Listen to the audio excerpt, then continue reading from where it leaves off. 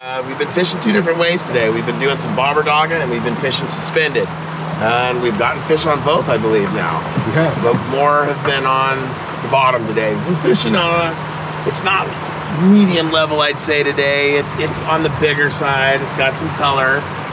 So, you know, these fish are going to be in, you know, kind of different spots, and that's where these two different rigs, you know, there's times where being on the bottom in this faster water to slow this down is going to be better. And then sometimes in this softer water, running suspended could be great too. We're running B&R beads today. We've been getting them on 20s to 16s. They've both been working. We've been running some Procure on them. The Anise has been pretty good for me lately. But yeah, a lot of different beads here. They got 20 millimeters all the way down to 8 millimeters. They're great for salmon, steelhead, and trout. What do you think, Nick? What are some of your favorite colors? Well, here's my question for you. I usually stick with the 12 and the 14 millimeter. Okay. Now, when do you prefer? Now, we've been using the big ones today, and they've been working great. But when do you usually like to go with the bigger definitely sizes? where we have a little bit bigger water, a little bit more color today. You know, just a bigger presentation. And I haven't found that going too big, even when it gets clear, I've been catching them on these bigger beads too. Just a bigger presentation, I believe. And then typically, how do you pick a color? I know a lot of times you just kind of can experiment. And yeah. Each river maybe is a little bit different. And you know, what I'll do is talk to some of my friends and what's the hot color. And for sure. Mix the boat up and see which one's working that day, that kind of thing. Yep. And you know, if I'm fishing 3 people, I'm never gonna have the same bead on. I'm always gonna, you know, vary and have a few different colors. But you know, in the cloudy or dirty water, I like the solid beads. These, you know, solid color beads where they're not translucent. And I just think that these show up better in dirty water. You know, a lot of these peach and these cream colors from that dirtier water. And as the water gets clear and you get into more sun, then I'm kind of liking more of the translucent beads. Your oranges are great. This is a real good one in the clear water. But yeah, you know, that's kind of how I go. Probably, you know, the clear translucent beads more in the sun, and the solid beads more in the dirty water.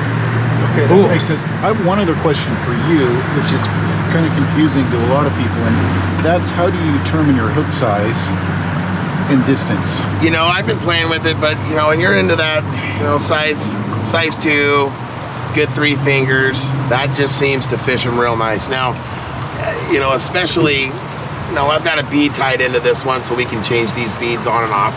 You know, the T-stops are great too.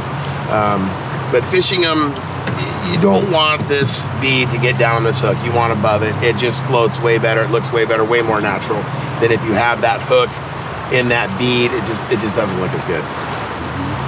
Cool. Well, we'll cast them out here, guys, and we'll show you kind of what we're dealing with this setup. Right here, you know, I'm just running this bead. I'm just 3 inches above. You can peg this with whatever. T-stops are great, or run a bobber stopper. I'm going up to a couple of split shots to a slide bobber. And so we're gonna, you know, this is gonna be suspended. I know, you know, right now I've got my bobber stopper set about a foot above my bobber. I know as this bead goes through this hole, especially in this softer water, I'm gonna be right in the level where I think those fish are at. So I'm gonna preset it to where I know they're gonna be at. Unlike when we're gonna fish this bobber dogger, we're gonna be on the bottom. We're gonna be able to start it up high, drag it all the way through, and it'll work a little bit better in the faster water too. All right, guys, here's the other way we've been getting them today. And this has been a little more effective in this bigger, higher, faster water. We were getting a little more on the big 20 mil. We just have one little split shot, not as long a leader, to a fish field, large float, okay? Dave's Tangle Free, 3/4 ounce. Okay, so we're gonna toss up. And this is what's really nice about these, like, you know, right up here at the top of this hole, it's only a couple feet deep, and I'm gonna be able to work this down and then fish it all the way through where it's deeper here, and then out the back where it starts to come up. As this bobber goes down, this weight is gonna hit the bottom, and this bobber is gonna be going against the current. That's why this nice flat edge is there, where you can really push that bobber through the shallows and really get a nice drift. And it slows it down and gets you through. Okay, so we're coming up. We're dropping her in. You can just see that bobber's tilted, and it's just ticking on down on the bottom.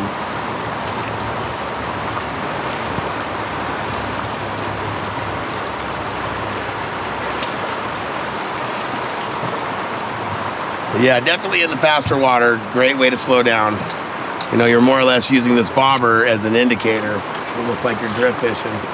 See, I can even come in here real tight, right off this grass, and this will still go down the river. You're still getting a nice smooth drift. And I can feel it through the line too. Same thing, that bobber goes down, just set the hook.